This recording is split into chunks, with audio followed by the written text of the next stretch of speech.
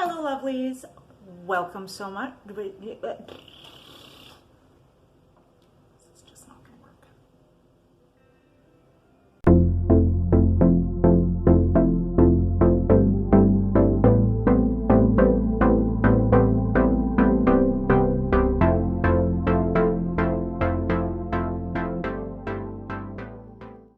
Hello lovelies, welcome back to my channel. If you're new here, thanks for clicking on this video, and if you are returning, thank you so much for spending some more of your time with me today. Today I'm going to talk about a plant that I don't actually see anywhere. I hauled it. I should actually be having a haul video coming out once I film it. But this is one of the most interesting ones that I found that I had never heard of before. So if that is something you would like to see. So the plant that I have here for you today, I actually found in Home Depot. I don't typically go to Home Depot. I have been more lately because the garden center in my area has recently closed down, so that leaves very few options. As we know, when it comes to plants from Walmart, I find, for me anyway, that they decline really quickly. So that is something that I don't want to buy your typical plants from Walmart unless I already know what I'm in for and how I'm going to be taking care of them. Always with the dogs.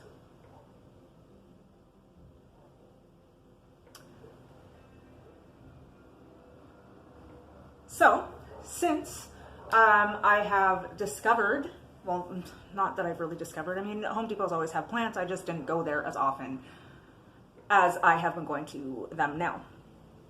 I found quite a few that I hadn't heard of or wouldn't have actually expected to be in a Home Depot. This one is no exception, except that I have never heard of this one before. So what I'm going to show you, and it's a little bit heavy because I just watered it, but it is quickly becoming one of my favorites, is she just got her leaves cleaned. A Philodendron Nobel. So what I really like about this is, I mean, a few of the leaves are damaged. I'll show you a top view afterwards. But what I really like about this is the leaf shape and the leaf structure. This one's got a little bit of damage, but it came that way. Like I said, I haven't had it for very long. I don't even think I've had it a month yet. I waited for it to acclimate, you know, like good people do. And then I put it into terracotta because that is my fail-safe when it comes to plants that I don't really know much about. And just because it's a philodendron, I actually think it goes by another name as well. And if I can find it again, I will put it below. But where was I going with this? Oh yes, putting it in terracotta for plants that it's my fail-safe, it's my go-to, so that I don't overwater it unless I do know a little bit more about the history of the plant and know that it will survive in plastic or ceramic. But terracotta is definitely my go-to for my unknowns. So what can I tell you about this plant besides the growth pattern, which appears to be bird's nest-like? It's self-heading. And so far, if I can find any pictures of a mature one, because I really didn't find much about this plant at all. And that is one of the things that I kind of love about doing the research about plants, is that if I can't find the information, I will create it.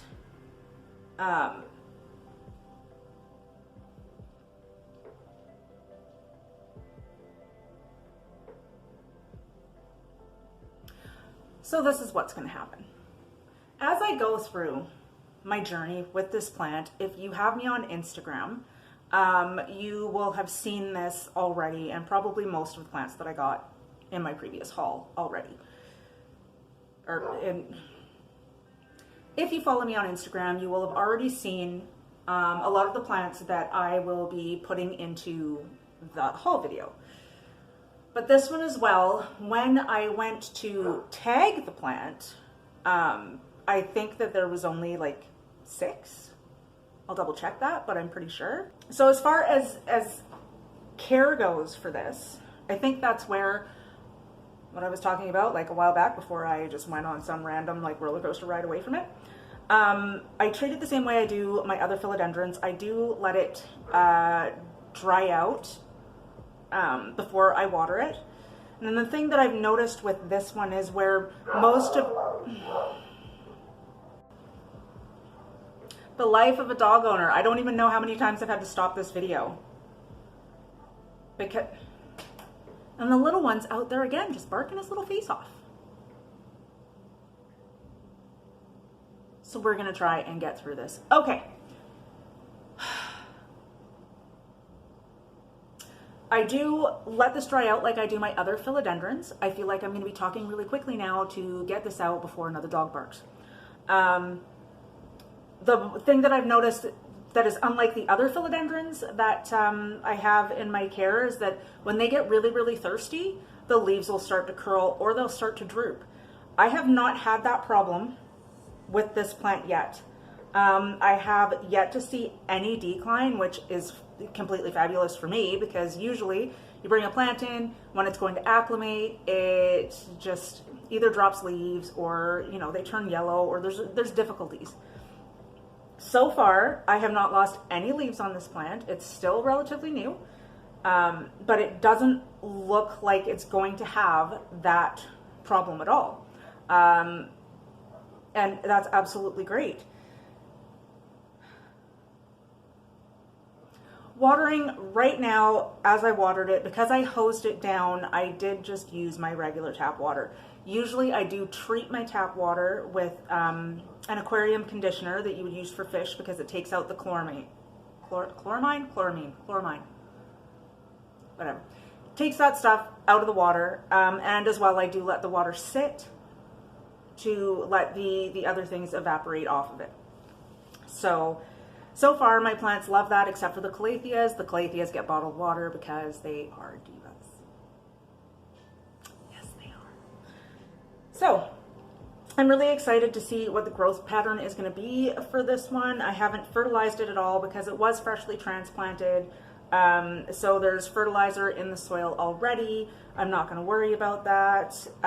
If anything, I do believe that I did put worm castings in my soil mix, which is chunky. It's got coco coir, it's got orchid bark, it's got lots of perlite.